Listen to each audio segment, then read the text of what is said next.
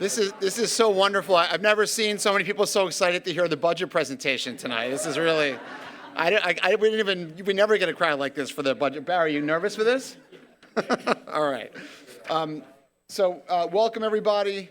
Let me just get to our point here. Okay.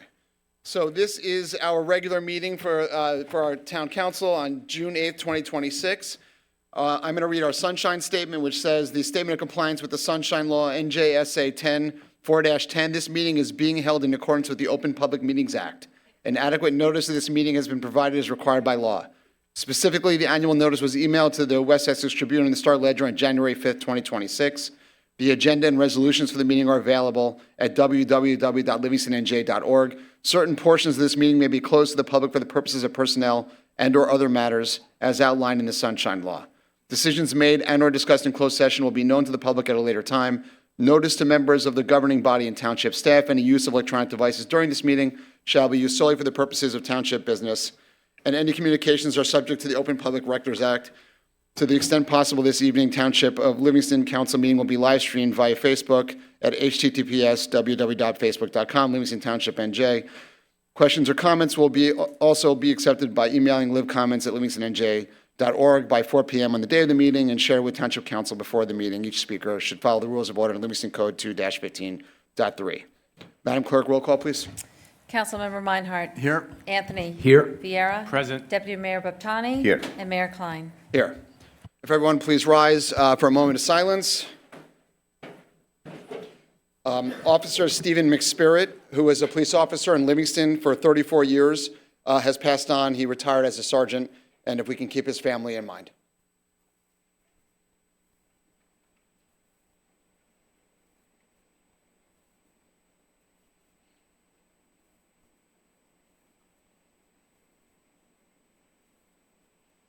Please join us in the Pledge of Allegiance.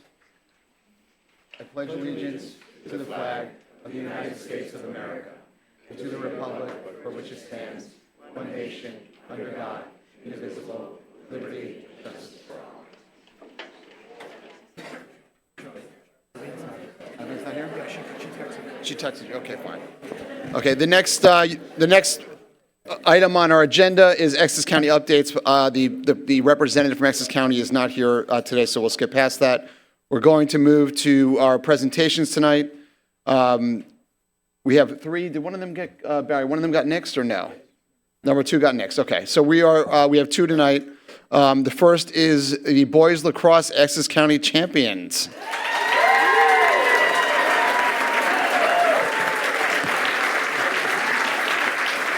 Wow, you guys are almost as excited for that as the budget. That's fantastic. All right. Why don't we go down then and I want to give our town attorney Jared Cantor wanted to have a moment just to address the crowd, so to speak. Thank you. I'm very excited for tonight, and I promise to keep it brief because I'm aware that there's a very important basketball game tonight that everybody wants to get home for. And while the Knicks may be up 2-0 in the finals, tonight really belongs to this Livingston boys lacrosse team, a remarkable group of young men who accomplished something no Livingston boys lacrosse team has ever accomplished before, winning the Essex County Tournament of Championship. As many of you know, I served as a township attorney for the last 7 years. During that time, I've had the privilege of presenting proclamations recognizing incredible accomplishments by residents, businesses, first responders, students, and community organizations. But I can honestly say this is my favorite presentation to date. It is my favorite presentation in part because of my pride as a Livingston parent who had 2 children go through the Livingston school system and what this championship means to the township and our high school's athletic reputation. And of course, in part, because my son Gavin is fortunate enough to be a member of this team. And personally, I was at every Essex County tournament game and almost every game this season cheering this team on. What made this team special wasn't just the championship, it was how they earned it.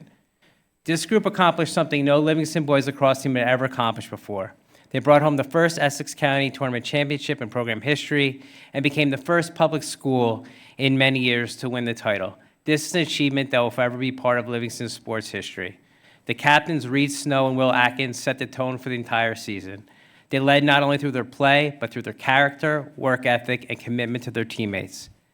In addition, the attack put points on the board, the defense was relentless, the middies did the hardest job on the field, running end-to-end, creating opportunities, winning ground balls, and impacting every phase of the game. And whenever the team needed a big save, Dylan Levine seemed to come up with one save after another. And Dylan even scored a goal this season, which was pretty impressive. But more than anything, this was a complete team effort. Every player embraced his role, whether you were a captain, a starter, a reserve, or someone who pushed your teammates every day in practice, you contribute to this championship season. Championships become part of school history. Character becomes part of its legacy. This team represented Livingston with toughness, humility, sportsmanship, and pride. And all of us as a community should be proud of what this team accomplished. Congratulations on an extraordinary season, a historic championship, and a legacy that will be remembered for years to come.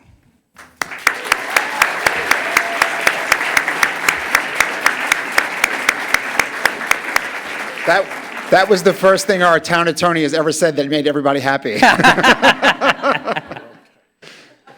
Okay, so we're going to come down and we want to award everyone with a plaque and some certificates.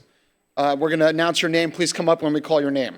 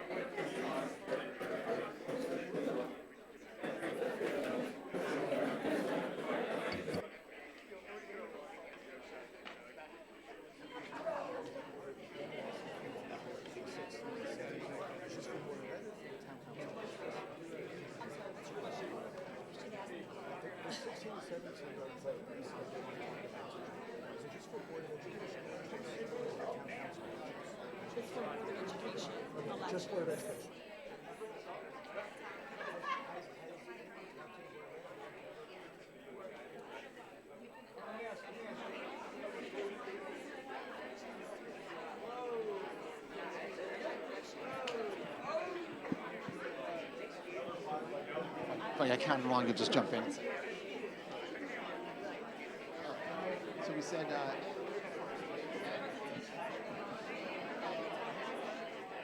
No, I get it. I'm just curious, like, why did the Board of Ed have the same presentation? That's why I was just kind of curious, like, from a logistical standpoint. Okay, all right. We'll go back.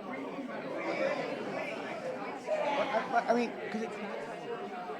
okay, I guess I have the honor of doing the first five, and I'm sorry to take a little precedent, but some of you boys, it's only fitting that we're doing a lacrosse presentation. My dear friend Eric Rosenson started this, was a big member of this lacrosse club, and maybe some of you boys played for him. I know I see some of the parents shaking their heads.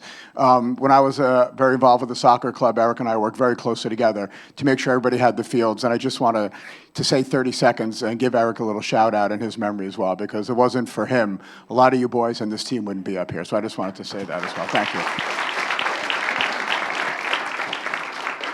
Thank you.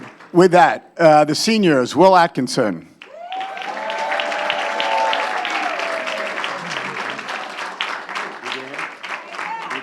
Oh, no, you can give it to him. You can give it to him. You can give it to him. I'll do the next batch. Congratulations. Thank you. Scott Constant. Stay here. Everybody stay here. When you get the plaque, just sit out here. Thanks. All right. Dylan Levine.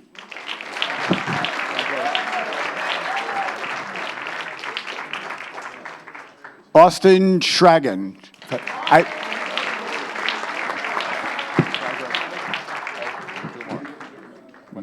No. Noah Shin. No, two more. First seven, you said. Five, you said. Oh, it's five? Okay. You said John.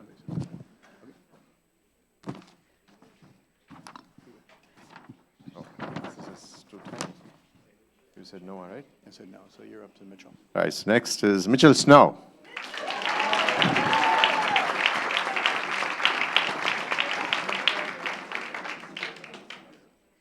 Congratulations. Reed Snow.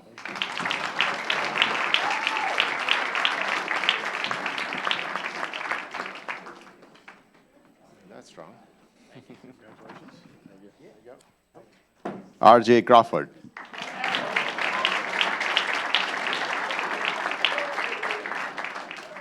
R.J.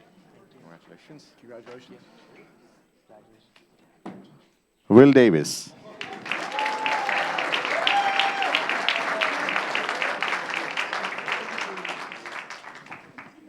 And next is Alex Goldstein.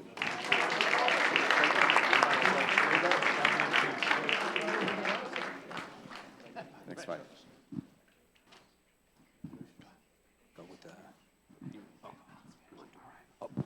Congratulations. Where do we lead off?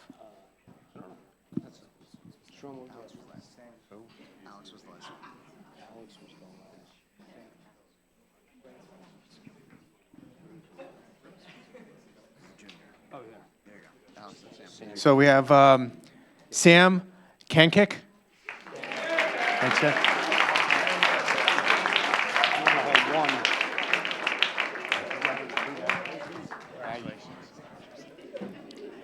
Eli Kushner.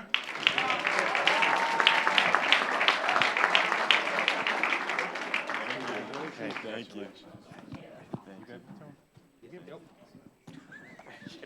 Get it. Peter Min.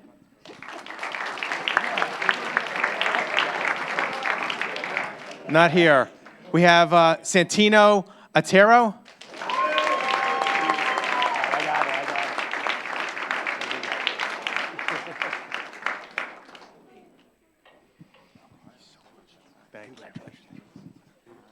Anthony Petrillo.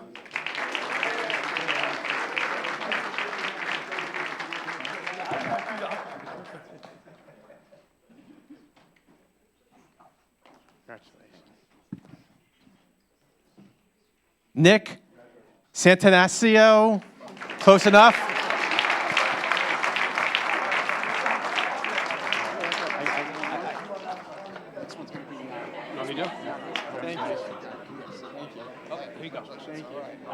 We're up to.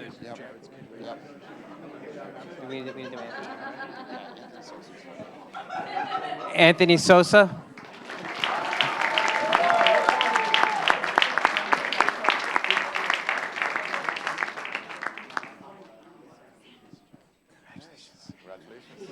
You got it? Yep. Hey, congratulations. You gotta give him one of these. Oh, I gotta hear it. Here, here. Right here. Isaac Horn.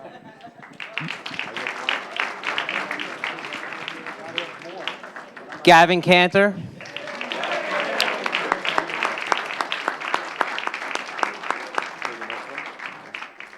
Asher Kaplan.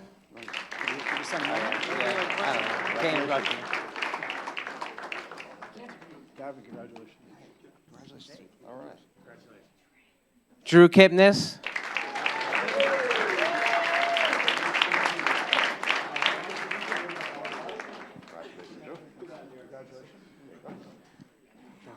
Josh Linsky.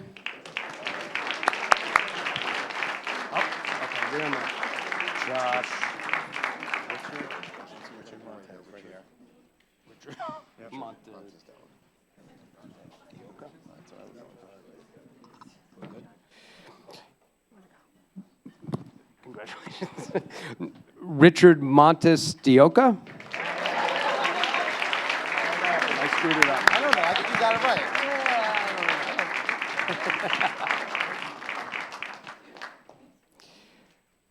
Herschel Rackelyar. You got it right. I told you that. Oh, yeah? All right. Jordan Rothenberg. Congratulations. Jason Simon. No Jason Simon? All right. Grady Tobin? Tubin? No. Evan Welling? I know. Max Anzalone? No takers? All right. Sebastian Dente?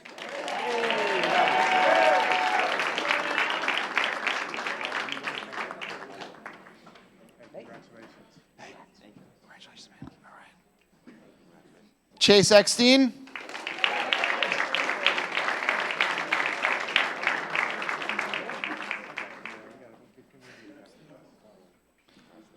It's a big team. The Knicks are waiting for us. Jaden Griffin.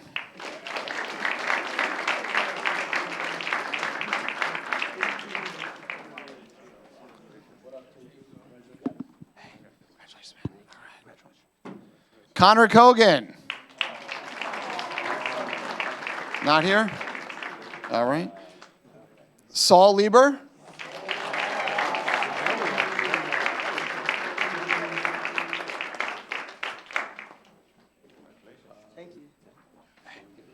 Yep.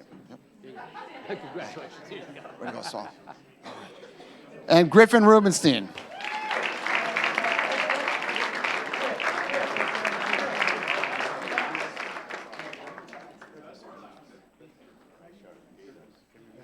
No, we just have the coaches. All right. All right. And we're going to call up the coaches. So, Brad Zama.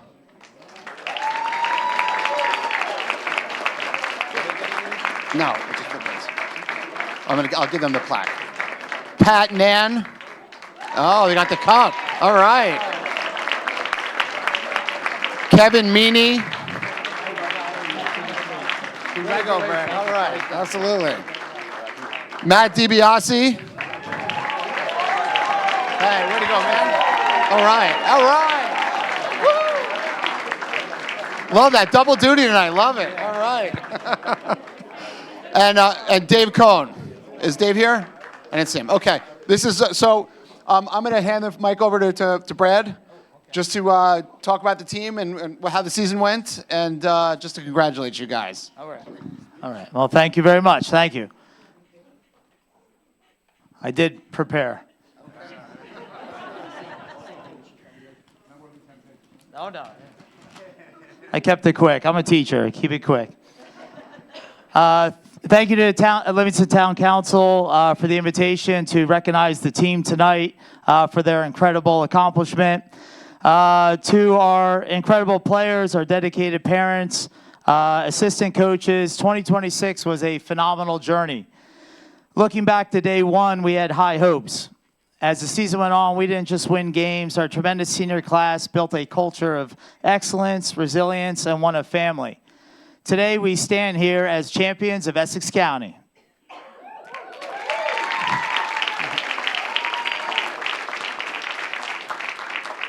To talk about overcoming odds after a tough mid-April game versus Newark Academy, we used that loss as motivation, winning 2 of our next 4 regular season games. Then heading into the Essex County tournament as a 7 seed, many counted us out early, and although we may have shocked the county with our accomplishment, we didn't shock ourselves. We set ourselves on winning 1 game at a time, and we never looked back. We proved our championship heart in a first-round victory over rival Milburn 10-4. Then in the quarterfinals, we earned our revenge from a loss the previous week and defeated number 2 Glenridge in double overtime 8-7. Noah Shin with the winner. Next in the semifinals, we again earned a previous loss to Caldwell and turned around and defeated number 3 Caldwell 8-7. Then in the finals, we overwhelmed number 4 seed and previously undefeated Verona Hillbillies from start to finish, winning by a score of 8-3.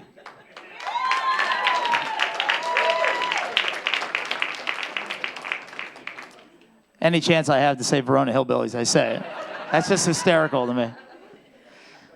This trophy belongs to your sacrifice and unwavering belief in each other. And as your head coach, I am so very proud of you. And now the lasting legacy of the Livingston Lancer boys lacrosse team. That is, we are now and forever, and will always will be, the 2026 Essex County champions.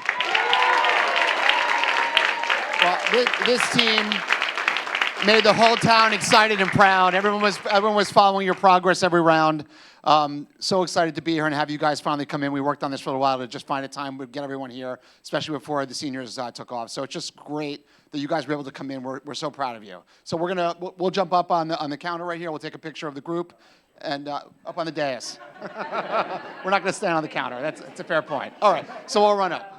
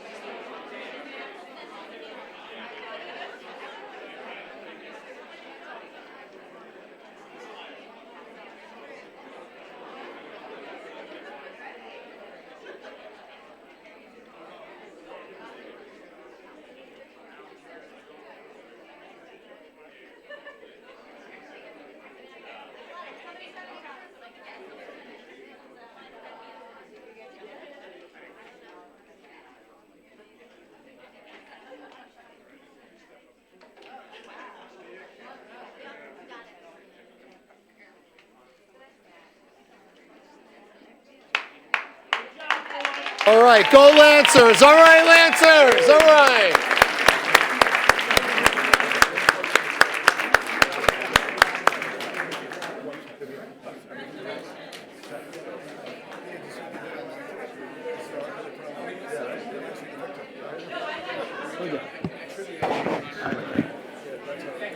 Yeah.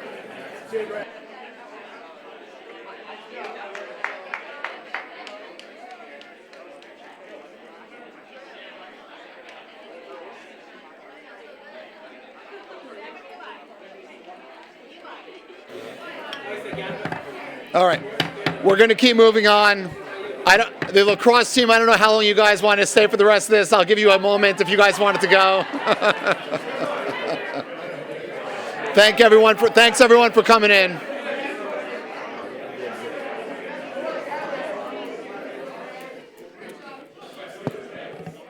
We're going to move on to Men's Health Week, the recognition. I'm going to read a couple of the paragraphs here. So June 15th to 21st is Men's Health Week.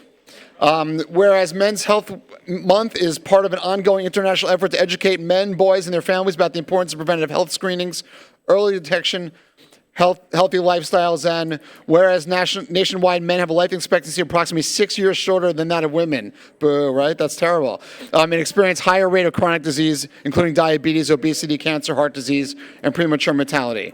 It goes on, and we will say, now therefore be it resolved that I, Sean Klein, Mayor of Township of Livingston, County of Essex, State of New Jersey, do hereby proclaim June 15th through 21st as Men's Health Week here in the Township of Livingston. Okay, thanks everyone. Is anyone here to receive this? I was saying you did such a nice plaque for okay. All right, now we're going to move on to approval of I'm sorry, the other presentation. Yes, I don't have it on my thing. That's right. I'm sorry.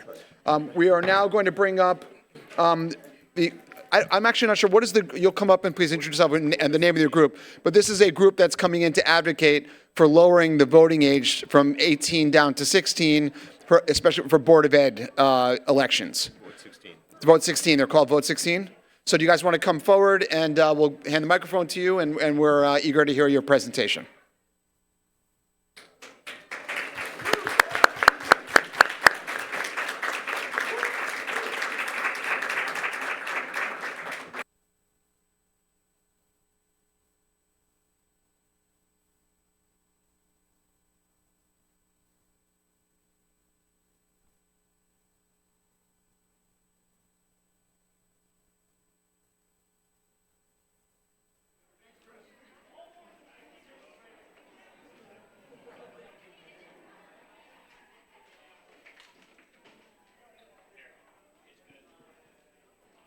Thanks, Chris. You can sit down now. You can sit down. I'm good right here. Perfect. Then you can sit down again. Okay, please introduce yourself, please, and let us know how come you're here tonight. Yes, all right. Good evening, everyone. My name is Myra Dhawan, and I'm a 16-year-old sophomore at Livingston High School, and I'm also the founding leader of the Civic Creation Circle, a 40-member club at LHS providing a nonpartisan space for youth to discuss and make civic change. Now, tonight, I'm really proud to stand before you alongside fellow Livingston students, the League of Women Voters, the New Jersey Institute of Social Justice, and other teachers and student and parent supporters. Now, we're here today to ask for something simple. Give Livingston students a seat at the table with a vote in our local elections. Now, this principle is at the core of CCC's work, all of which is captured in the one-pager at the very top of your folders. Now, at the beginning of the school year, we had all our members vote on the civic issue they wish to solve this year, and an overwhelming majority voted to lower the voting age to 16 in municipal elections, including town council and board of ed. We then took this topic and went on to have a research-based roundtable discussion with our entire membership on the issue, where we planned on what we would do to make this happen. Throughout the year, we also ran monthly school-wide Civic Current newsletter to increase student awareness, which reaches over 2,000 students and staff at LHS with monthly news summaries, student op-eds, and civic updates. Now, the CCC does not stand behind the youth's right to vote in local elections alone, with state, national, and international partners behind us. Now, this year we've hosted 3 speaking events with the NJ Institute for Social Justice, the League of Women Voters, and independent civic leaders. We've energized students who are ready to vote. Nationally, we've been recognized by Civics Unplugged and supported by members of the Vote 16 campaign themselves. Internationally, the CCC has encouraged support for grassroots youth initiatives like ours at the United Nations ECOSOC Youth Forum, where I delivered an intervention on our organization's behalf. Yet, the reason so many leaders stand behind this issue is because the numbers are behind it, locally and nationally. This year, the CCC collected election data from the Student Government Association, which manages class officer and executive board elections, and the turnout results were shocking. Across the board, juniors and sophomores, which have the majority of 16 and 17-year-old students, had the highest turnout percentages. In 2025, 80% of the junior class voted in executive board elections, just beating their 78% turnout in 2024. The sophomore class turnout also remains well over 60% from 2023 to 2025. Altogether, out of a school of 2,000 students, over 1,000 voted in class officer elections. Yet, in the general election of 2023, Essex County had an average voter turnout of just 17% of registered voters, the lowest across the state. But here lies a group of engaged, informed voters that remain unable to vote even in our local elections. Yet somehow still, young people are the ones viewed as apathetic to civic change. But the data says otherwise. According to a 2024 survey of 6,600 young people by the Springtide Research Institute, the vast majority of young Americans ages 13 to 18 care deeply about issues like education, the economy, and their communities. Yet fewer than 1 in 3 trust the political institutions making decisions about their lives. This is not apathy, but the result of being voiceless and voteless where it's most important. What you will hear tonight is the beginning of a movement and a chance for Livingston to make history with its youth. The students standing before you are debating, analyzing data, writing newsletters, and traveling to the UN to make their voices heard. In other words, many of us are already behaving as voters. All we are asking is that Livingston recognize that and let us have that voice in our community through a vote. Thank you, Myra. Good evening, Mayor Klein, Deputy Mayor Moptani, and members of the Livingston Township Council. Thank you for the opportunity to speak with you this evening alongside Livingston High School Civic Creation Circle about how we can engage young voters in the democratic process, lowering the voting age in municipal and school board elections. My name is Heather Rickner. I'm an associate counsel with the Democracy and Justice Program at the New Jersey Institute for Social Justice. Through my work with the Civic Creation Circle and the students of Livingston, I can see just how passionate and engaged they are. They're speaking out on pressing issues across the country and in New Jersey in their communities.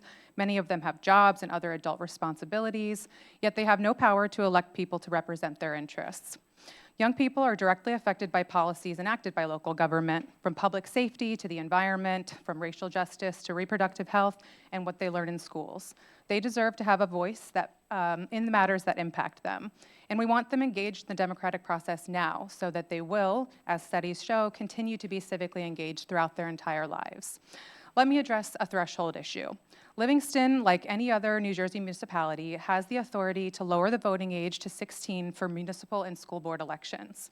After a thorough legal analysis, we have concluded that an ordinance or charter amendment to lower the voting age to 16 would not conflict with the New Jersey Constitution or New Jersey's election laws in Title 19.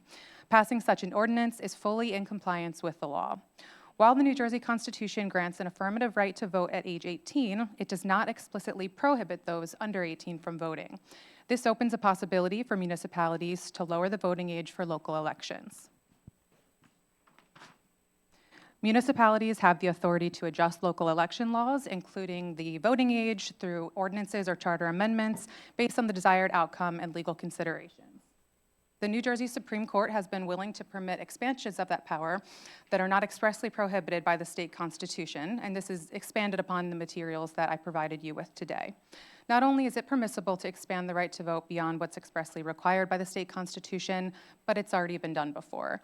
You may have heard that on January 10th, 2024, Newark successfully passed an ordinance to lower the voting age in school board elections. This was implemented in 2025 after an update to the statewide voter registration system. In doing so, Newark paved the way for other towns, like Livingston, that will benefit from the structures already in place. This was made possible by many youth advocates and partnerships, like those standing before you today. Lowering the voting age is not unique to New Jersey. 3 states have lowered the voting age, including Maryland, Vermont, and California. In Maryland specifically, the voting age has been lowered for all local elections in 9 different cities. Internationally, countries around the world have lowered the voting age, starting as early as in 2008 when Austria did so. To support this effort, the Institute has draft ordinances for lowering the voting age in school board elections, municipal elections, or both. These ordinances have been reviewed and signed off by several attorneys at our office, outside election attorney, and the New Jersey Office of Attorney General's election attorneys. I would be happy to share these with you at some date. Allowing 16 and 17-year-olds will not only give young people a voice, but it will also strengthen our democracy, making it more inclusive, representative, and dynamic. Livingston Township has an opportunity to be among the first few New Jersey municipalities to lower the voting age to 16, and we hope to work with you to make it happen. Thank you. Thanks, Heather. I'm Alan Yart, a junior at LHS and a member of the CCC's Leadership Board. My role in this project has been to collect and analyze 4 years of Student Government Association election data with Myra. What we found showed us that as students grow, they become more likely to vote. Let's examine the pattern.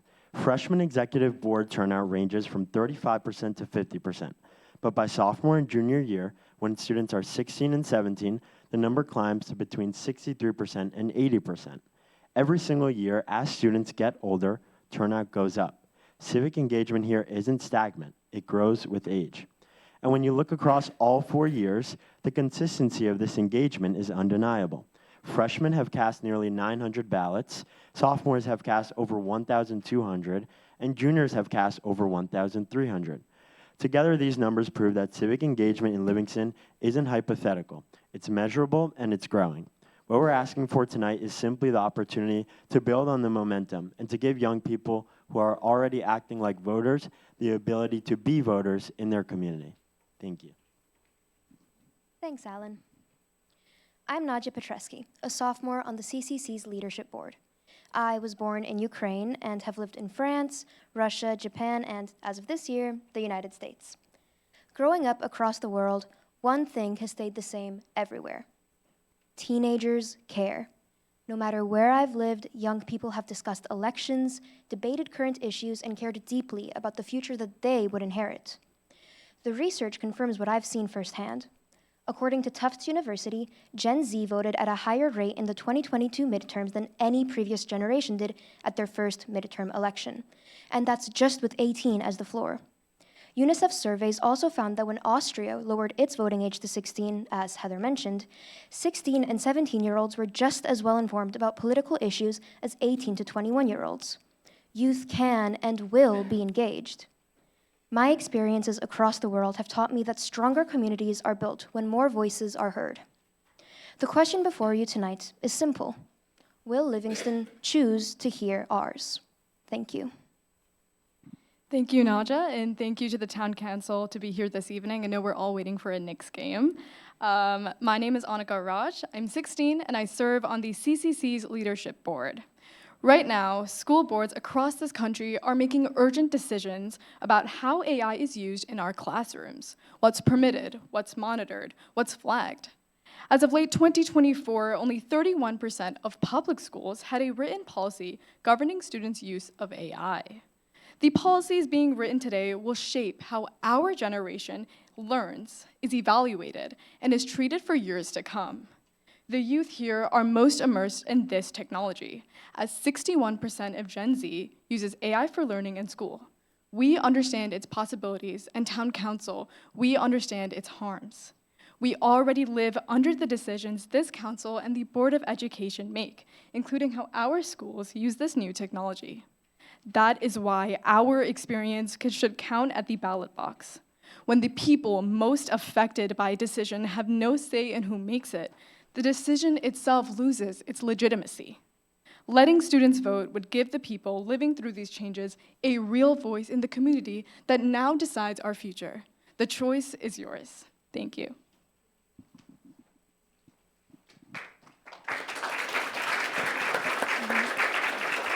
And now, just in this room today stood students, teachers, parents, and organizations who showed up on a Monday night when, yes, there was a Knicks game everyone was waiting to get to, because they believe the voice of youth is worth it. Now, all of us are beyond lucky to live in a town where the council cares for its youth's voices. In fact, I've experienced this firsthand in my work with Mr. Bhuptani on this issue and on many other issues where he and other council members have been very willing to support and hear what we have to say. So this is just the beginning of a movement. It is the first step. This summer, the Civic Creation Circle will be circulating a community petition to build more grassroots support for lowering the voting age across Livingston. We will continue developing our media literacy resources to prepare these potential new voters. And we are asking tonight to keep meeting with this council and the town attorney to begin the formal process of drafting an ordinance. Newark did it, 9 Maryland cities did it, Austria had it since 2008. The legal pathway is clear. The draft ordinance exists, and the students are ready. All that's left is for Livingston to lead, and we hope that you will. Thank you for your time and attention, and we welcome any questions. Thank you very much for coming and presenting. You guys did a wonderful job. Does anyone on the council have any questions at this point? I would just like to make a quick comment. I have seen the thought process, the progress of the thought process. I know, Myra, you have reached out a while ago, and for the entire social justice team, I know, Lori, you have been a mentor, and the teachers who are really guiding the whole thought process, and all the students who are standing up. It's important that you deliberate. It's important that you come up with the ideas and the freshness of it. Starting something like this, Civic Creation Circle, it in itself shows that there is a need and there is a desire to kind of present and come forth with what you think is right. It's also, as you said, there's a proof in the pudding. It sounds like I see Maryland has 4. I'm looking at your page number 5 of the handout. So at least Maryland and Vermont and California has it, and some of the towns. And I think Newark is the only one in New Jersey. So look, at the end of the day, it is about the process, about the legality and everything else. But the fact that you have come up here, the fact that you have thought about it, the fact that you have gathered data, and most importantly, 40 members, active members, might I hear, 40 active members of the group to really take part in the process of coming up and really, presenting it all here, commendable. So I congratulate you on all of that. So thank you very much for being here. Thank you so much. Okay, if there's no other further, Yeah. So first of all, it was a great presentation. I guess my question I had earlier is that, has the Board of Education received this presentation yet? So that's actually what we were discussing prior as well with our partners. So I've been in contact and I've worked with the board education on youth-facing issues in the past and spoken to individual members, but this specific policy we haven't taken to them yet. So what we were hoping is that tonight we get that process started by speaking with all of you and by scheduling those follow-up meetings and conferencing about, the potential of this being passed, and then including the board in that decision along the way as well. Thank you. Okay, thank you very much. We'll keep the conversation going. Yes, thank you. Okay. Have a good night.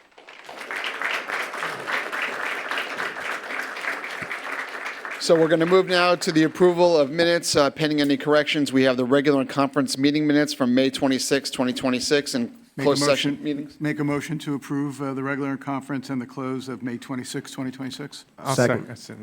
Sorry. All in favor? Aye. Aye. Opposed? Okay, so we'll move forward now to the continued public hearing on the 2026 municipal budget. Get my sheet out here. Mayor, this is the time for the public hearing on the municipal budget amendment for 2026. The amendment was advertised as required on May 27, 2026, together with notice of hearing for this time. Printed copies have been made available to the public during the past week. Before opening this hearing, I wish to outline the procedure. Each person desired to be heard will rise and give his or her name before speaking. I will recognize one speaker at a time in order of rising as nearly as I can determine. Address all questions to the chair. Where necessary, they will be referred to individual members of the Township Council, municipal officials, or our advisors. Questions must be confined solely to the municipal budget amendment before us. The introduced budget, school, or county matters are not proper subjects of this hearing and will not be discussed or answered here tonight. Mayor, I move that the hearing be opened on the 2026 municipal budget amendment. I second the motion. Observing no further questions are up. So we're going to open it up to public hearing right now? Yeah, you got to vote. Yeah. You have to vote. We have to vote. Okay, can we have, Carolyn, can you please call the roll? Councilmember Meinhardt? Yes. Anthony? Yes. Viera? Yes. Deputy Mayor Buttani? Yes. And Mayor Klein? Yes. So if anyone has any questions on the budget, they should please come to the microphone. What's the time limit, Jared? 4 minutes? Okay. Okay, Seeing none. yeah, seeing none, I will Close. observe a motion to close the hearing. Mayor, I Thank you. move the hearing be closed. Motion. Yep. Mayor, I request the clerk read section 2, the adopting of resolution. Okay, Is that later? No? Yeah, the clerk will read the resolution. I'm going to do a roll call for the closing the closing the hearing. Councilmember Meinhardt? Yes. Anthony? Yes. Viera? Yes. Deputy Mayor Buttani? Yes. Mayor Klein? Yes. Can you now read the Yes. resolution? Thank you. Township of Livingston, resolution to amend the budget, Resolution 26-194.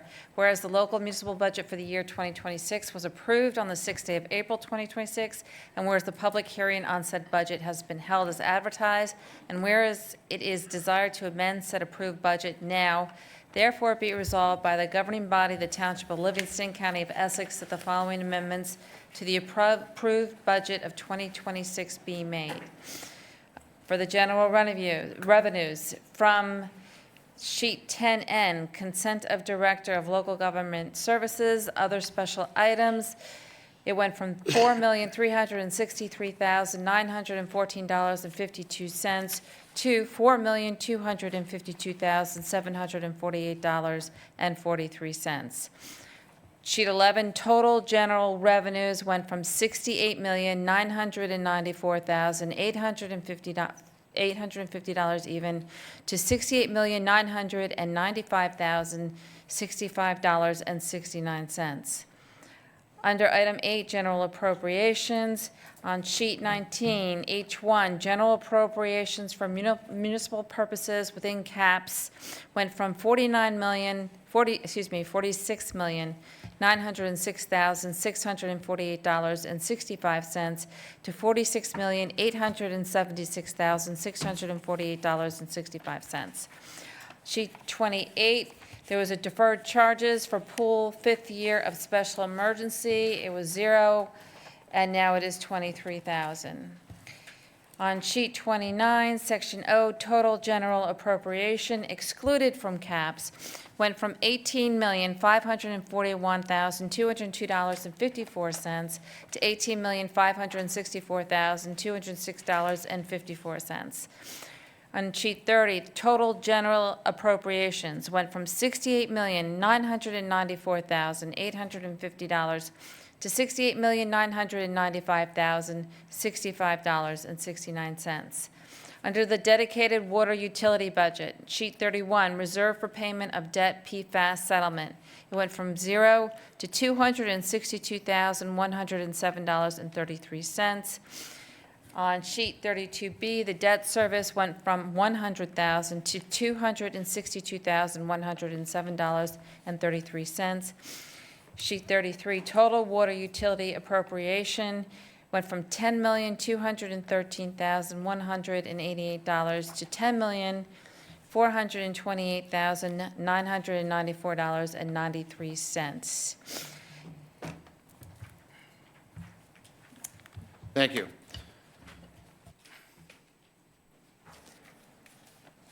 Member 2? I offer the foregoing resolution and move its adoption. I'll second the motion. The clerk will call the roll, please. Councilmember Meinhardt? Yes. Anthony? Yes. Viera? Yes. Deputy Mayor Buttani? Yes. Mayor Klein? Yes. The resolution on the 2026 municipal budget amendment is adopted. I will now ask Township Manager Barry Lewis to put forward our budget presentation for 2026. Thank you, Mayor. So as we embark, I try and go through just an overall assessment of where our budget is, our overall fiscal condition, and how we're doing, including sort of comparing us to our neighboring communities. So the first question is, everybody gets a tax bill. They pay it here at Town Hall, but it's important for everyone to realize that of that, every dollar that you give, 61.4% of that goes to the school, 8% of that goes to the county. The municipality, for our municipal purposes, keeps 16.4%. Library gets 1.8%. And the last 1.6% is called the Reserve for Uncollected Taxes, which is technically within our budget, but it's basically a cushion to cover the full budget and all the taxes for all the entities, to cover the fact that not everybody pays their taxes.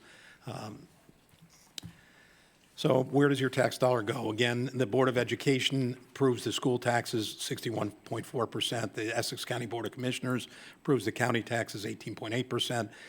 Library taxes are set by a statutory formula. It's 3.5% of the total, or total mills, 0.033%, sorry, representing 1.8% of the total.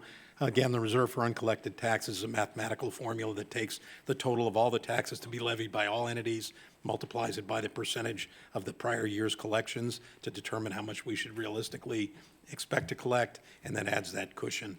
And then, so finally, the Township Council approves and controls only the municipal taxes, representing 16.4% of the total tax bill. Next question is, how are we doing with that 16.4%? Once again, the council only approves the municipal taxes. In Livingston in 2025, the average assessed home was $729,727.11. Our tax rate was 0.452.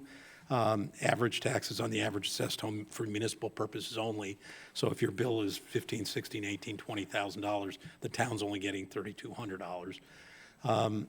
Proud to say that we continue to have the second lowest municipal tax rate in all of Essex County, and the overall tax rate, including the school and the county and the library, is the sixth lowest in the county. Another point that I think we should all be very proud of, and is certainly a credit to the mayor and council and their guidance and foresight and fiscal responsibility, is as a percentage of your total taxes. So those percentages that I gave out as to what, how much of your tax dollar goes to the municipal budget, Livingston's is the lowest of all the municipalities in Essex County. And then, as I'll touch on later in these slides, our municipal tax rate this year, while challenging, is among the lowest of all Essex County communities and other comparable communities. So the first slide just lists all the municipal tax rates of all the towns in Essex County. As you can see, we are second, only behind North Caldwell. relatively small community that I don't think offers the full range of services that we do. And this chart then shows if you had the same assessed value home paying the municipal rate in any of these other towns, this is how much more you would be paying in municipal taxes for the same house in those towns. This is the one I talked about where we're the lowest percentage, and this includes the reserve for uncollected taxes that I separated out earlier because I would have to go back and look up every other town's reserve for uncollected and make that adjustment. But again, we have the smallest percentage of your tax dollar going to municipal taxes of any town in the county. Within municipal tax rate increases, it's been a very challenging year. I'm sure you've all heard about it, not only for schools, but for municipalities as well. Some of the major drivers are health cost increases. I'll touch upon that a little later. But I'm proud to say of all the ones that have reported, some towns have yet to adopt their budgets, so we don't know theirs. This chart focused on any Essex County towns that had their tax increase rate available, as well as any towns in sort of in our area, what I'll call Northeast New Jersey, in excess of 20,000 in population that I thought were most comparable. And what you'll see is, as far as the percentage of tax increase, our percentage increase is the fourth, but you'll notice that the increase on the average home is the lowest. And that's in part because the towns above us have significantly higher rates to begin with. So if your rate's twice what ours is, then your 3% is effectively a 6% increase in ours in terms of dollars. So again, the lowest increase on the average assessed home. So where does our money come from? This is a breakdown of the total of our budget and where do we get all our revenues from. As you can see, obviously, the leading is 65.5% from taxes, and there's a number of other categories that we get money from. But what I'm proud to say, and I think we should all, and the mayor and council should be proud of, when I started in 2018, the tax number was 79%. So we have become significantly less dependent on taxes, and that's a product of exploring other revenue sources, becoming more efficient, and generating more revenues. But again, so our overall operations are funded by 65% by taxes, where it used to be 79%. How do we spend your money? This gives a breakdown on general categories. Not going to go through every single number, but what's important, if you notice, public safety, which is police and fire, is roughly a third of the overall budget. Debt and capital improvement projects, which includes roads, parks, sewers, everything that we do, is 16%. Public Works, which covers maintaining all our properties, our buildings, our parks, plowing the roads, cutting the grass, all the great work that they do, is 12%. So you'll see that those three items alone are 60% of our overall budget, which I think is reflective of that being sort of the core government operation and obligation. The remaining 40% is spread across trash and recycling, the utilities, the library, all the municipal offices, everything listed there. I won't go through them all, but I think it's indicative of the fact that we try and run a very lean and efficient operation in every department. Summary, just real quickly, this budget, despite the low increase, manages to maintain the current levels and in many instances enhances service levels and maintains staffing levels, addresses all our agreed union contracts. It absorbs a significant increase in health insurance costs, almost $800,000. I would say, and again, it's a credit to the mayor and council and certainly Ann Cucci, our CFO, who has been such a great partner throughout all this history that I've talked about. Getting ahead of, we all knew that there was giant healthcare increases coming, and beginning back in the Finance Committee with Deputy Mayor Batani and Councilman Meinhardt, we got ahead of this, and the mayor and council approved a program to fund health savings accounts as an incentive to employees to take lower premium, higher deductible plans. That allowed us to mitigate and limit our health insurance cost increase to around 15%, whereas many towns were dealing with 30 and 35%. This budget also absorbs additional debt service and capital improvements to address some of the infrastructure. Again, the increase is among the lowest, and certainly the lowest increase on the average home in the entire county and surrounding towns that I could find. Overall, our fiscal condition, I think this is a great credit to the entire team. not only Ann Cucci, our CFO, our financial advisors, our bond counsel, our auditors, and importantly, the entire mayor and council who supported all these efforts and initiatives and certainly gave the direction to be fiscally sound and to adopt sound practices. Our surplus or fund balance, which is really a gauge of, essentially your savings account. Year-end balance at the end of 25 was over $17 million. It's the highest fund balance that at least the last 15 years that I was able to readily access, but I'm quite certain it's probably the highest in the history of the community. Fund balance increased 338% since 2018 and increased 16-fold in the past 12 years. So we are incredibly sound footing and very fiscally solvent. As a direct result of that and all our other practices, our refinancing and bond rating increased to AA1, and we're really knocking on the door of a AAA bond rating, which again is a credit to the entire community. And as I mentioned in the earlier slide, property taxes as a percentage of our overall revenues dropped from 79% in 2018 now to the all-time low of 65.5%. The budget, the capital budget, continues to fund improvements to public facilities, buildings, heater replacement, boiler replacement, streets and roads, important vehicles and equipment for DPW, the police department and other departments, storm drainage improvements, network improvements and enhancements. Water continues to proceed with the PFAS, but also all the day-to-day improvements to the water system and main installation repairs, replacing outdated and leaking mains and production well improvements. Similarly, sewer capital, and again, a credit to this governing body.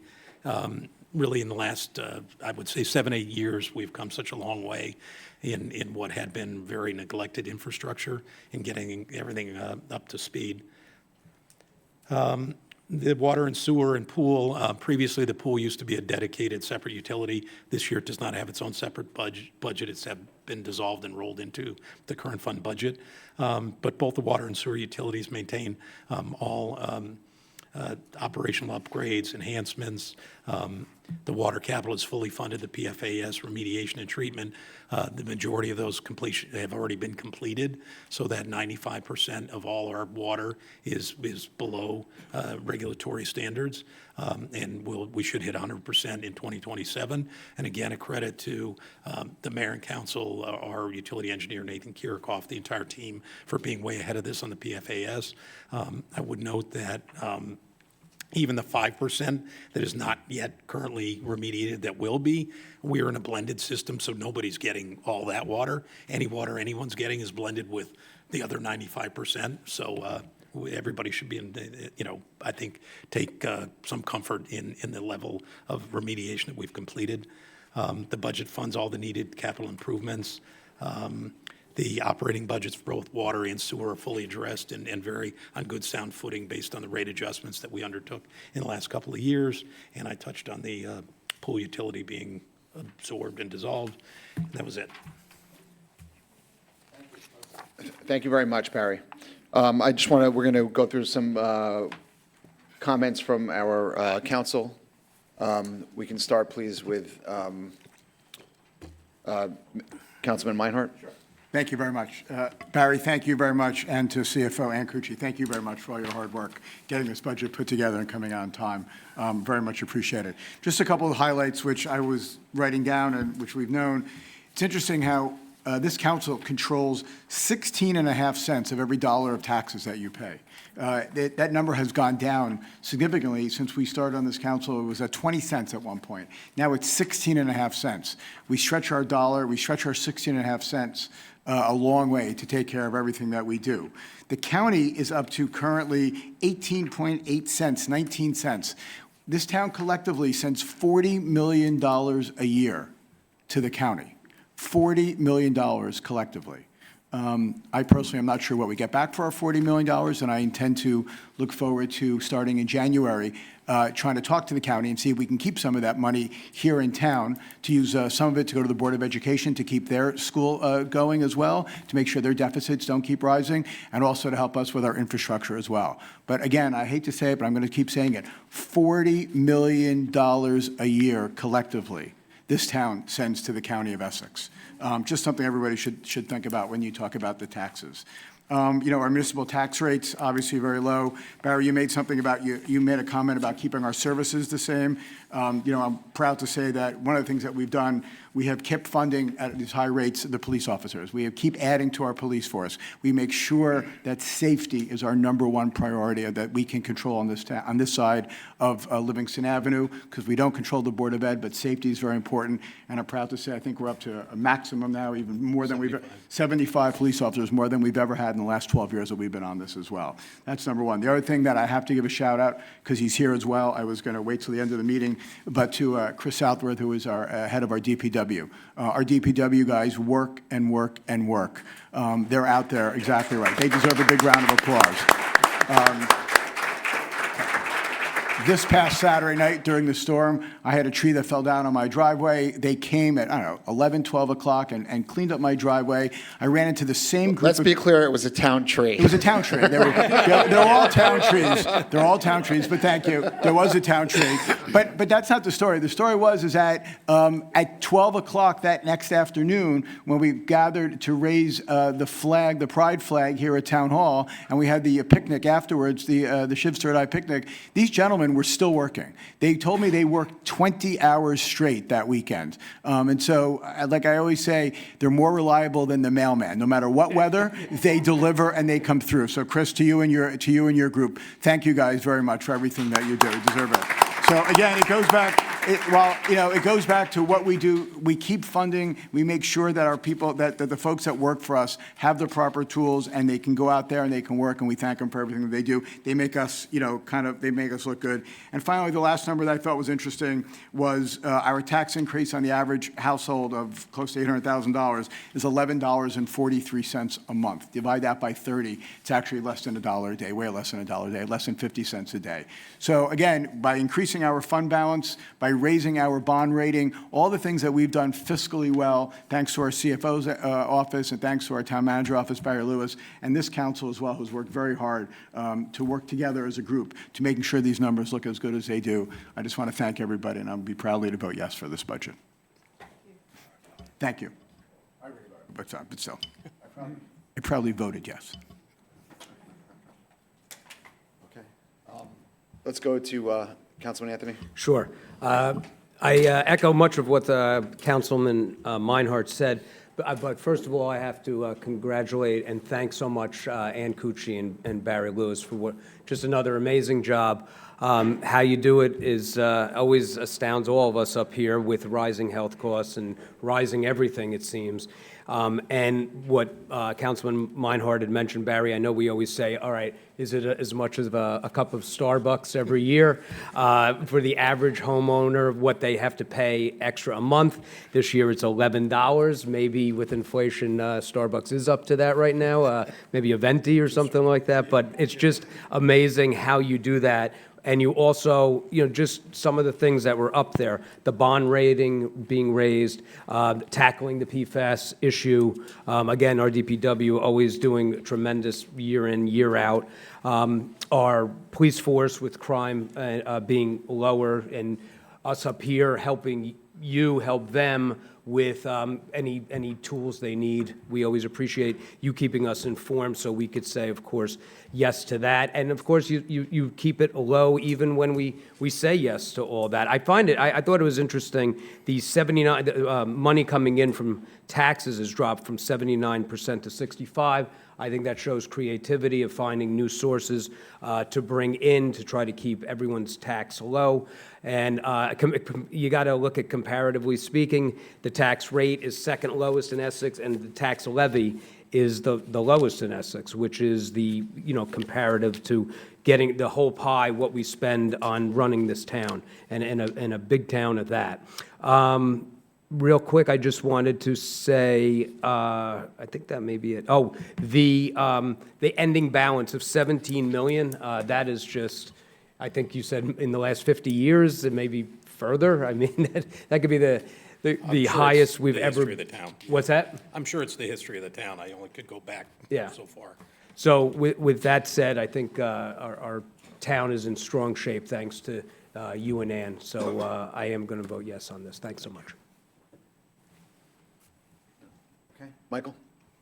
Thank you, Mayor. First, I want to thank Barry and his entire staff for such a great budget. Ann and your entire staff, thank you very much. I know that for the past couple of months, you've been working really, really hard trying to get these numbers in order. Can't repeat much of what everybody else has repeated, but I made it a point when I first got on this council is to educate the residents of this town, because when you open your bill, a lot of people want to say, oh, look at the council, look at they raised our taxes. And quite honestly, the magic number here for us, and this is all that we control, is 16.4 cents on every dollar. And 16.4 cents, and also, you know what, I got to give Ann congratulations on AA1 bond rating too. You know what, we're second from the highest, and it's wonderful. But that 16.4, we get out of that more police. Our health benefits, where other towns are spending 33% of their budgets, we're down to about 15% or something. We really, and that was because of a lot of work that Barry, his staff, Ann and her staff did, was to convince our employees to change their health benefits. We take great care of our senior citizens. Our DPW are superstars, as Councilman Meinhardt had mentioned. Our water is getting clean. That wasn't overnight. That took a lot of time and effort and money to make sure that we cleaned up something that we were not responsible for, but we wanted to make sure that we had clean water. Our recreation department and all of our activities are superior. And we have great division directors, department directors, and we have a lot of great staff that work really hard for all of our townspeople. So I'm definitely going to approve this budget. And remember, it's 16.4 cents on every dollar. That's what we can control, and that's all that we can control. And that's an amazing amount considering everything that this town has to offer. Thank you, Mayor. Deputy Mayor Buptani? Thank you, Mayor. I think first, like everybody said, congratulations to Barry, yourself, and your office, who is looking into the numbers and budget, and for all your hard work. As Barry, you mentioned, it's been great working with you in the Finance Subcommittee with Ed on deep diving this items. Let me harp onto, and I think most of it has been said already, I won't repeat, one thing to draw attention on, and that is across the board in the state of New Jersey, I would say vast majority of school boards, vast majority of townships' budgets are talking about the insurances, the rising cost of the insurance. And in fact, it's taking millions away from the tax revenues municipality or Board of Education gets. And what we did was to really step ahead of it. In fact, about 50% of our staff is already into something that's more efficient, more corporate-like, where win-win on both sides, employees as well as town. And for that reason, we have saved hundreds of thousands of dollars, if not more, and more coming. I think these are the kinds of savings we do, and these are the kinds of efficiencies we bring in to our municipality. One additional number I would like to draw, and Barry, if you don't mind putting the capital budget slide on, I want to draw some attention there. But if we look at the property taxes as a percentage of overall municipal revenues, has dropped down from 79%, meaning whatever property taxes, whatever municipal revenues we have, a slide, first is last bullet right there. It was 80% in 2018 to 65.5. That's cut in about 15% of the overall share of what we give as a property tax to the overall revenues, meaning we have increased revenues other than property taxes as we become more efficient, as we become a more innovative body of governing, of governing body. The next slide is really where the highlight comes in, the general capital. Look at the amount of equipment and everything else that we like to spend on. Everybody talked about all of the great departments, 100% agree. DPW, marvelous job. Police, excellent job. And all of the other areas, water, sewer, There is just phenomenal amount of work that goes in, and we are proud to fund all of that. So with that, I think, Mayor, most of has been said. I just added some more that was probably required a little bit more stressing, but thank you, and thank you for all your hard work. Thank you, Deputy Mayor. I'm not going to repeat what everyone else has said. I'll highlight a couple of quick things. I just think, you know, when you're on this council and you work in municipal government, on the council, our job is to get the best people that we can in position to do great work for our township. And I think as a council, we've done that. I never hear Ann Cucci complain. And I have to say, like, she's been talking the last couple of weeks about there's been personnel changes down at the state level who have been making her just jump through hoop after hoop. And I think the hoops have been on fire, as I understand that, you know, like and she gets it done. And we're all the better for it, and Barry, you too. And so, you know, that's the most important decision. The most important decisions we make are making sure we have the right people in place, and we really can all say you know, that we know that we have done that. I think that one of the points that I enjoy pointing out about the increase in our bond rating to AA1 is I mean, it shows to everyone in this township that we have been fiscally responsible, but it's more important than that. It also ensures the future of this town because it makes it cheaper for us to borrow money into the future. So not only does it show you've done such a great job for us, but it also shows that moving forward, we're going to be able to sustain a high level, right? And so everyone here in this community expects a high level of services from terrific professionals, and that's what this municipality has been able to provide year in and year out. So it's just something. It's very easy to be very proud of that, and we thank you so much. The one other thing I'm going to say is that we really should just mention, I think, the ingenuity that you guys had with the health insurance problem. So, you know, last year, most municipalities went up. It was the biggest problem it's a problem for the school district, it's a problem for municipalities that, you know, these costs are going 30% year over year the last couple of years. And we expect to have that this year. And that is putting us in very good position moving forward. And that was a tremendous amount of hard work, almost person-to-person discussions with all the people that work for the township to explain to them the advantages of using the health savings accounts. And, you know, that heavy lift really has paid off. And, you know, even from talking to you earlier today about this, Barry, you indicated that the employees are happy with it. And we don't think anyone's going to drop off of that, or very few people would drop off of it, and we expect to add more people, which is going to be a benefit to the town. So, you know, just terrific work with the single biggest issue. And then, you know, the capital budget, listen, safety, well, on the regular budget, safety is always, the police department's always our top number one budget item with good reason. And, you know, it gives us a lot of satisfaction that, you know, 3 or 4 years ago, the front page of the Tribune had stories every single week about houses getting broken into and car thefts, and people didn't feel safe. And we knew as a council we had to address that. We gave our police new technology. We got more police out on the street, and you know, we just had a big survey from the 2020 committee that, and the second favorite thing that people felt that was their favorite thing about Livingston was safety was number 2 on that list. And I think that's just a huge turnaround that we can, again, something that it shows us that we're providing good government in this township, and it's really easy to trumpet that. So I'm not going to keep going on. I could go on for a long time. But I just want to say thanks for everyone that's sitting up here on this dais for all their hard work leading up to this. And we can move forward now onto the agenda. We've already taken our vote on this. So thank you, everyone. Okay, we're going to move now to public comment on agenda items only. Motion to open the meeting to public comments on agenda items? Second. All in favor? Mayor, I think just for reasonable purpose, somebody should make the motion second and take the formal vote. You all kind of said I'm voting yes. Oh, okay. I thought we did. No, I was told that by was on the amendment. You have to vote on the full budget as amended. Yes. I was advised by our legal counsel that we did do that. We voted on the amendment. Okay, but not But the then actual now budget. you have to vote on the full budget as amended. Why don't we budget? You have Why to don't we vote on the right. amendment separately. Let's vote on it just so there's no doubt about Yeah. it. Carolyn, do you want to call the roll, Yep, please? I will. Councilmember Meinhardt? Yes. Anthony? Yes. Viera? Yes. Deputy Mayor Buttani? Yes. Mayor Klein? Yes. Okay. Okay. There's Now- actually 2 26. separate resolutions that she's going to have to certify you voted on.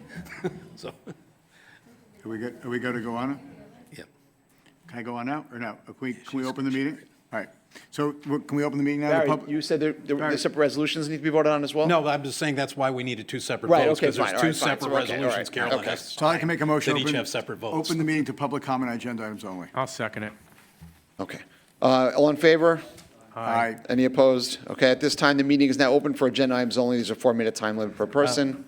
If you come to the microphone, please state your name for the record and whether you live in town. Wait, I'm sorry. Can we just go back to the budget real quick? So we only have one resolution on the agenda. If you I look don't at know the what was listed agenda. on the agenda. The original budget that was introduced, there's a resolution built into the state budget document that she okay. has to record the vote on, which was the second vote they just took. But, okay, do we have the resolution number for that? It's not a number, it's part of the budget Part of the document. budget process? Okay. Yes, it's, yeah. All right, you got that, Madam Clerk? Okay. Okay. All right. Hello, Mayor and council members. My name is Ife Alua Joseph. I'm a 16-year-old president for the Montclair NAACP Youth Council and third vice president of the NAACP's New Jersey State Youth and College Division. I'm here today to speak about lowering the voter age. As we see threats coming from the House on voting rights for all, I find it detrimental that we give and defend young people's rights to vote before it's taken from them. Oftentimes, youth lives are described as other to the real world. I would like to dispel this myth. Our lives are well intertwined with it, and daily politics impact us greatly. Board of Education policies affect us. Healthcare policies affect us. Township budgets affect us. The policies that determine whether or not a child can be ripped from their families affect us. Politics affect us. I urge you today to take action to address this issue because there are many young people that are passionate about voting and deserve to have their voices heard. Thank you. Thank you very much. Motion? Motion to close public on agenda items only. Second. All in favor? Aye. Any opposed? Okay, we're now going to move on to passage of ordinances. Tonight, there are two ordinances for second reading. Madam Clerk, please read ordinance 21-2026 by title. Yes, Mayor, ordinance 21-2026, amending and supplementing Chapter 29, traffic and parking signs. Motion open the public comment. I'll second. All in favor? Aye. Any opposed? Okay, the public hearing on ordinance 21-2026 is now open. There's a 4-minute time limit per person. If you come to the microphone, please again state your name and whether you live in town for the record. Motion to close public comment. Second. Okay, and all in favor? Aye. Opposed? Okay, can I have a motion to move. adopt? Yep. Motion to move. I'll second it. Do any council members have comments on ordinance 21-2026? Madam Clerk, please proceed with the roll. Councilmember Meinhardt? Yes. Anthony? Yes. Viera? Yes. Deputy Mayor Buptani? Yes. Mayor Klein? Yes. Madam Clerk, please read ordinance 22-2026 by Ordinance title. 22-2026, establishing requirements for project labor agreements on certain public construction projects. Can I have a motion to open the public hearing? Motion. Second. All in favor? Aye. Opposed? Public hearing on ordinance 22-2026 is now open. There's a 4-minute time limit per person. If you come to the microphone, may you please have your name and whether you live in town for the record. Motion to close. Second. Second. All in favor? Aye. Opposed? Motion to move ordinance 22-2026. I'll second. Do any council members have any comments on 22-2026? I do, Mayor. I just want to say Yeah. this is wonderful, the project labor agreements. Not only does it help with the town and some of our building, we met with the Carpenters Union, and they will actually go into the public schools and do projects in the schools that will help our students actually progress in life if that's the path that they want to travel. So it was just wonderful to hear that, and I am definitely on board with this. I've been pushing this and since we met with them, so I think this is wonderful. Okay, I would just add on that it also shows that this township is pro-union, that we understand the importance of labor and unions, and I think this shows proper deference to the work that they can do and the good that they can bring to the town. Madam Clerk, can you please proceed with the roll call? Councilmember Meinhardt? Yes. Anthony? Yes. Viera? Yes. Deputy Mayor Buttani? Yes. And Mayor Klein? Yes. There is one ordinance for introduction this evening. Madam Clerk, can you please read ordinance 23-2026 by title? Ordinance 23-2026, Chapter 29, Parking Prohibited Certain Times, Dead End of Shadow Lawn Drive. I'll make a motion to approve ordinance for introduction. Second. Is there any discussion? Please call the roll. Councilmember Meinhardt? Yes. Anthony? Yes. Viera? Yes. Deputy Mayor Buttani? Yes. And Mayor Klein? Yes. This brings us to our consent agenda. Madam Clerk, when will the public hearing be on that ordinance? Yes, this will be at the next meeting on Monday, June 22nd. Thank you. Thank you, Jared. Brings us to consent agenda. All matters listed with an asterisk are considered to be routine and non-controversial by the council and will be approved by one motion. There will be no separate discussion of these items unless a member of the governing body so requests, in which case the item will be removed from the consent agenda and considered in its normal sequence on the agenda as part of the general orders. Mayor, I think we're pulling 26-20-205. Yeah, pulling it from the agenda, not the From the voting agenda, on right, tonight. not for a Yep. separate vote. Yep. Okay, thank you. Okay, Madam Clerk, please read all the resolutions on the consent agenda by title and number. Thank you, Mayor. Resolution 26-196, authorizing a one-year extension of existing contract with Core and Main LP. Resolution 26-197, authorizing a one-year extension of existing contract with Ferguson Waterworks. Resolution 26-198, authorizing a contract to Pumping Services, Inc. Resolution 26-199, authorizing the award of a contract to Exemplis. Resolution 26-200, authorizing the award of a contract to Global Industries, Inc. Resolution 26-201, authorizing the award of a contract to A. Lembo Car and Truck Heavy Collision, Inc.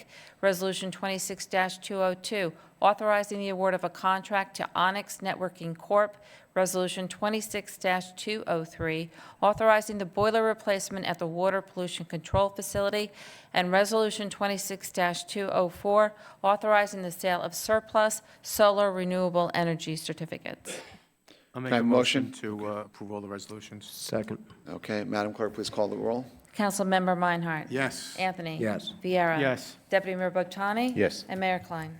This brings us to public portion on any subject with a time Motion. limit of 3 minutes. Motion open the meeting to public portion on anything? Second? Second. Second. Okay, this is, all in favor? Aye. Opposed? Okay, the meeting is now opened on any subject with a three-minute time limit. Residents can come to the phone and please state your name and whether you live in town.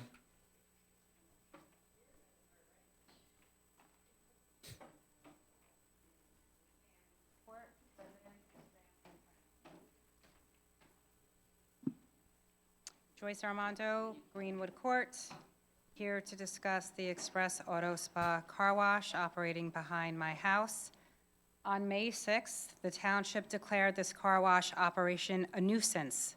The township issued a violation and a formal demand letter threatening immediate enforcement action. Residents were led to believe meaningful action was finally coming.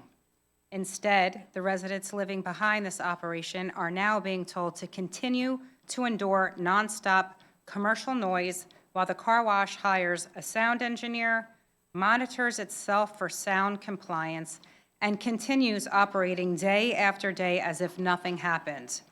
And after all this time, we are now going to end up with a fence. That is outrageous. The people causing the nuisance are now being trusted to police themselves, while the residents who have suffered through this for almost 10 months now are expected to simply keep living with it. That is ridiculous. If the township believes this operation constitutes an ongoing nuisance, then residents deserve an explanation as to why the nuisance is being allowed to continue in full operation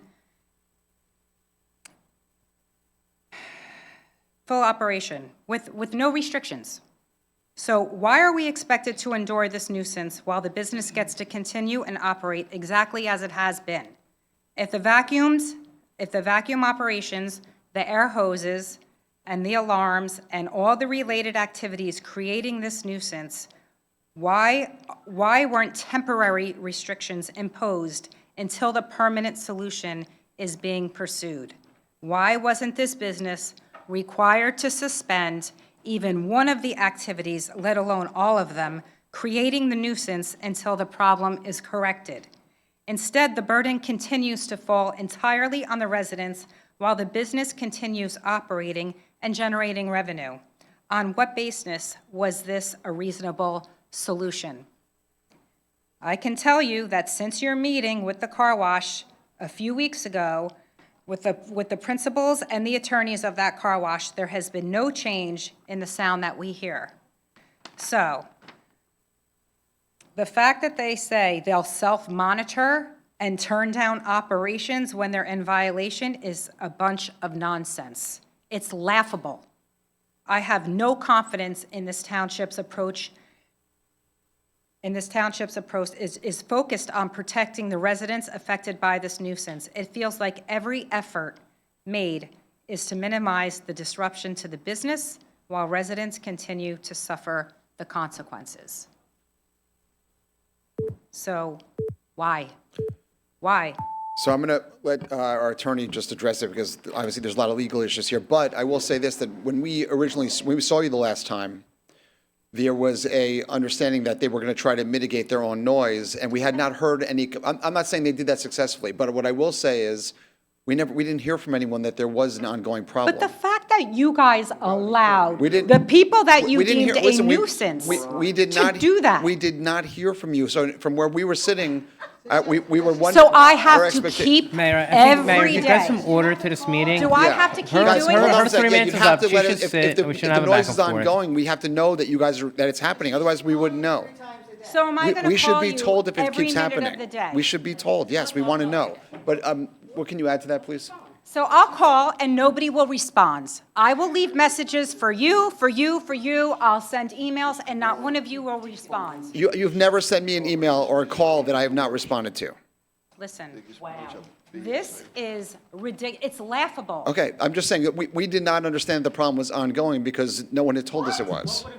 Ongoing. Mayor, we were Mayor, told- you need Jared, to take you a wanna- close meeting. Yeah, Jared, go ahead. Her 3 minutes is up because she's. Go ahead, yeah. You Okay. all heard the Joyce, operation. Mayor, can we just everybody's let out us of respond, order. please? But Joyce's 3 minutes is up, Mayor. You all heard the operations. You all know that Essex County violated them. You violated them. What do you think was going to change? By them holding up their own sound meter? When? When were they going to do that?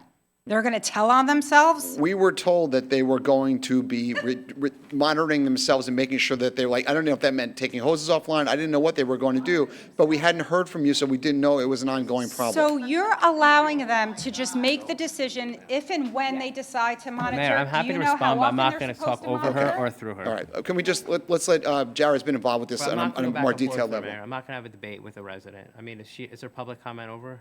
Her 3 minutes are up. Okay, Yeah. I'm not going to have a debate with her. I mean, if she wants. You're not going to debate because you don't have an answer. And the town's 100% responsible for this. 100. Okay. Michelle? Did you want a response, Mayor, before you let the next person go up?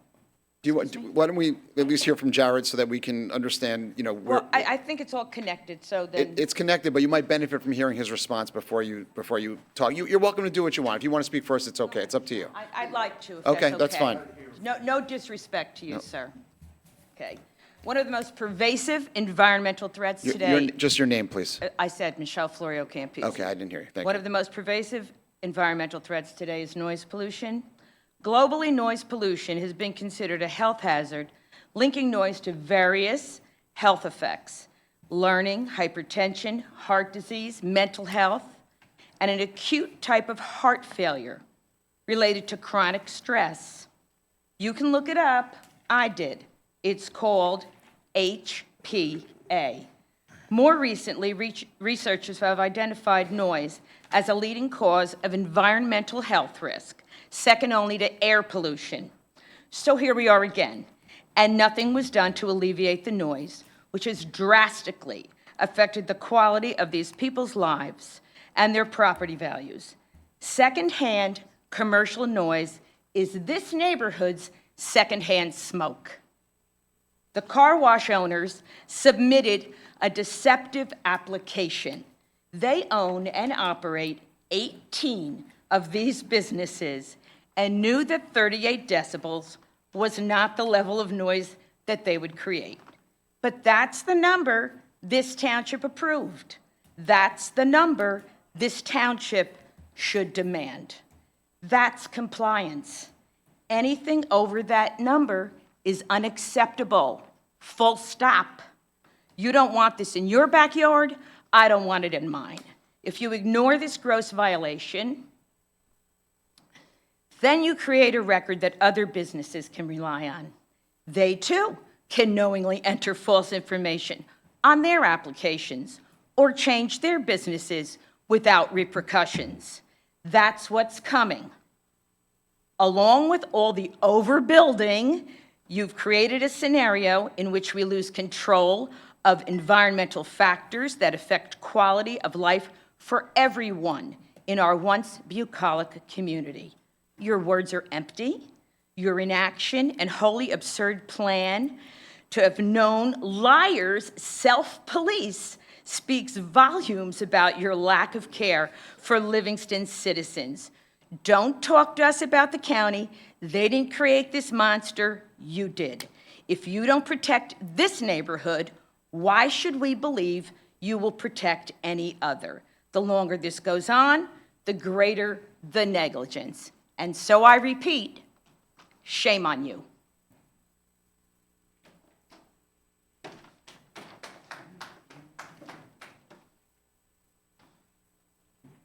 Jared, do you want to address? If you want, you go. Okay. I'm Anthony Armando. You guys, I heard you, all of you talking about all your success stories, all your great things you do. We're talking about one thing that you did was completely bad, horrible, all right? The town created this problem, 100%. One of two things happened here. Either they made a big mistake in the building department where they overlooked this, once again, the 38 decibels, or somebody's playing games. I think it's that. I don't think they're that stupid in the building department. I think there's shenanigans going on here. Once again, all balloon juice, you guys. Every one of you. That's all we heard tonight. The room's full of hot air right now. Talk about your success stories. Talk about your failures. This is a big one. And nothing's been done. It's in writing. They're a nuisance.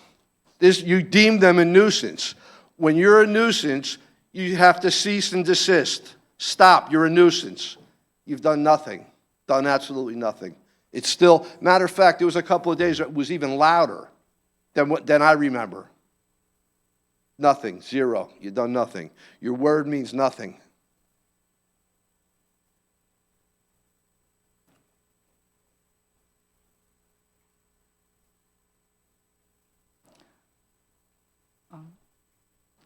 Hi, my name is Ellie Aga, and I'm a student at Livingston High School. And I'm here to talk about lowering the voting age in local elections to 16. Starting off, voting is the most accessible way of interacting with democracy. Now, I don't think I need to tell you this, but just a quick refresher on U.S. history. Since the beginning of the United States as an entity, voting has always been super, super important to this country, which is why I think this is a super important issue plaguing our country today. And secondly, young people care, and especially I want to stress young people in Livingston care about politics and about our community. I don't think I need to say that Livingston is one of the most rigorous schools in the entire state of New Jersey. The students here are rigorous, intelligent, and committed to education, learning about things like the environment, as Annika talked about earlier, AI, or other civic issues like what Myra does every single day. And because of our experience with these really complicated subjects, both in school and out of it, in our pursuit of academic rigor, we've learned a lot about why it's so important to be voting, which is why I think that you guys should really strongly consider lowering the voting age in some of our local elections. Thank you so much for listening to me. Thank you.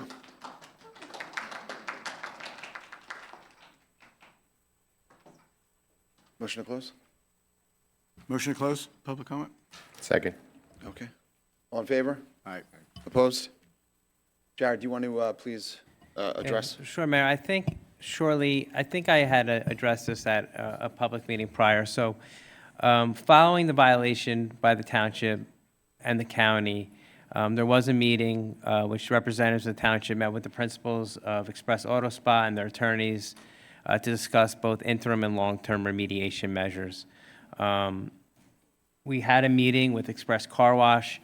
They understood the issues, and they offered at their own cost and expense to engage an acoustical engineer to design a sound attenuation fence along the rear of the property to replace the current deteriorated fence. This recommendation was also independently suggested by Essex County as appropriate means of addressing the situation. I think there's some agreement by the county, the township, and Express Auto Spa that this sound attenuation fence should fix the problem if done properly. I know that Councilman Meinhardt points out that along 280, there's those fences that have completely eliminated all the traffic noise. There are fences designed to eliminate the noise, and Express Auto Spa, though, was not part of their planning board application or their permit. They are willing to do that. Excuse me.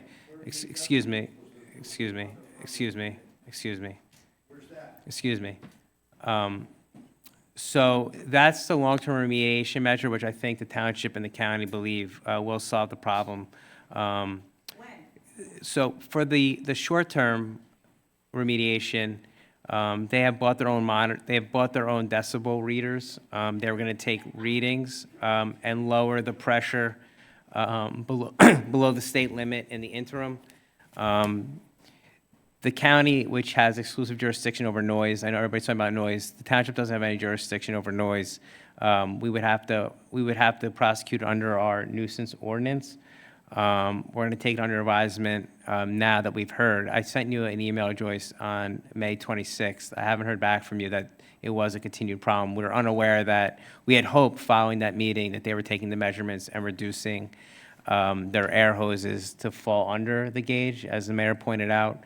We're not out there every day. So the 38 Guys, you can't- decibels, the you 38 can't talk decibels from the- isn't on the permit. It was a testimony that the manufacturer had a 38 decibel reading. It's not part of their approval. Despite the fact that it's not part of their approval, they're attempting to get below that number with the fence. For the interim that wasn't proposed, they're going to try to limit as much as possible. This council is still formulating a plan as to whether or not to move forward with its nuisance violation, with the risk being that if we fail on our nuisance violation, it's possible that they will walk away from building this fence, which is likely This to is be an very important costly. point. This is a very important point that and whether or not the from long-term a strategy point of view, if we go ahead and we get them for nuisance and they win because they'll say that they're below the state level, they might win a case. And then they can just say, we're in compliance with the state law. Hold on one second. Hold on one second. We're in compliance. They can say that a judge could tell us they're in compliance with the state law. They don't need to build a fence. So that they may be able to come in just under that at some base. I'm just saying to you, if we go and say that they're a nuisance, which we may do, we may decide to do that based on now that we understand that it's an ongoing problem, which we did not understand these last couple of weeks because nobody told us. Yes, really. No one. If anyone can show us a phone call or an email explaining that we heard that the town since May 26th, that there was noise. We have not. I have not heard anything from anybody that this was an ongoing problem right now.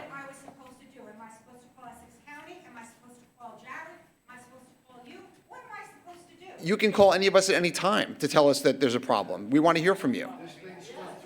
So we were not, okay, I'm not going to sit here and fight with you about it. There's a strategic point of view. There is a problem. There are many people on this council who would like to see the nuisance point being used, but it could in the end hurt you. So there is like a balance. We have to actually, and we'll discuss this with you.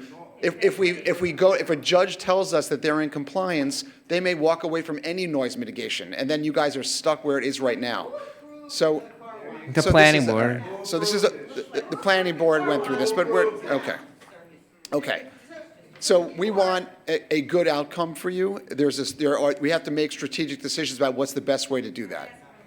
We are penned in to some extent, right? We can't just go in there and just. Okay. Okay.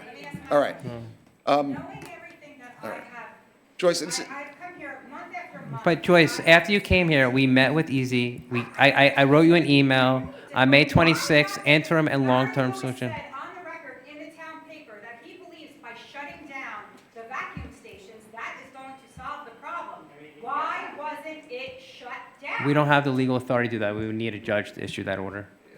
Because Do you have the authority to check up on them? Why is it up to her to check up on them and not up to all of you? What do I have to do? For a mistake you guys made. Why is it on me? all right. Or my elderly We need to move forward with the meeting. We are reachable in every circumstance. Please reach out to us, okay? We understand now that the problem is still there, and we'll move forward. The body that approved it was not this body, just to be very clear. We were not involved with the approval. We were not involved with the approval. We did not approve it. We were not the ones who voted on that approval. So it's just important to be that clear. Okay. All right. Okay, we are now going to move on to reports from township officials. Barry Lewis? Okay. Russ? Okay. Adam? Nothing for tonight. Nothing. Carolyn? Nothing from me, Mayor. Thank you. Okay. Ann? Just thank you very much for everything you said about the budget and all your support. If it wasn't for you and your planning and all the work that we do together, this would have never happened, so thank you very much. We will now move on to Jared. Yeah, any? Nothing further, Mayor. Thank you. Ed will be giving the council report tonight, please. Yes, just before, Carolyn, can you just comment, I think we all received something, that the comments that we do receive before 4 o'clock do not get read anymore. Is that correct? Yes, that is correct, but it is shared with the mayor and council. Correct. I think we all got, according we all received a copy from one of the residents Yes. today, but we don't read those. We haven't read those now for how long? For, I think, almost for about 7, 8, 9 months now? At least a year. We don't read the comments by 4 o'clock. Thank you very much. I just wanted to put that on the record. Thank you. Just going back to where we were since the last meeting that we met, May 28th, the county commissioners were here in this very body celebrating Jewish Heritage Month. That same day, Suzanne had a fundraiser as well. On 6/1, the Israel Bonds and the Temples at Livingston together sponsored the Poland family whose son Harsh was killed during his captivity in Gaza. It was a riveting, unbelievable speech in front of 2,200 people that these parents go around the country and they talk about their son. On 6/2, the elections took place, and a big shout out to Carolyn, our town clerk, and her staff for making sure that everything ran as well as they always do. So Carolyn, we applaud you and we thank you for everything that you do. On June 3rd, Temple Beth Shalom sponsored a safety and anti-Semitism evening, which was very interesting. On 6/7, we had the Shiv's Third Eye Picnic. We raised the Pride flag as well here at Town Hall. And that afternoon, we also had the Chinese Health Fair at St. Barnabas Ambulatory Care. Coming up in the next 2 weeks, on June 10th, we have our Wednesday in the Arts, and we are featuring, Adam, say it again, the Asian Cultural Showcase on 6/10. On 6/11, there will be a Zoom kicking off our compost program that we have put together. On 6/12, the Women's Veterans Celebration will take place at the War Memorial across the street at 5:30. At 7 o'clock, we are having a watch party for the USA, first game of the USA World Cup game. On 6/14, Summerfest will take place. On 6/15, town resident Barry Farber will be reading his book, Little Billy, that he came and spoke to us about as well. On 6/18, we have a chance to honor all of our employees at the Employee Appreciation Lunch to take place at Northland. And finally, before we meet again, we will be celebrating Father's Day, wishing everybody in Livingston and my fellow councilmen as well a very happy Father's Day, and everybody who's on this dais and all the residents as well. Happy Father's Day. Thank you. All right, Councilor Meinhardt.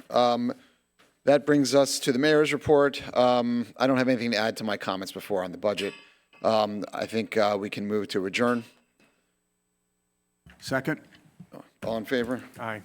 Opposed? Nay? Okay.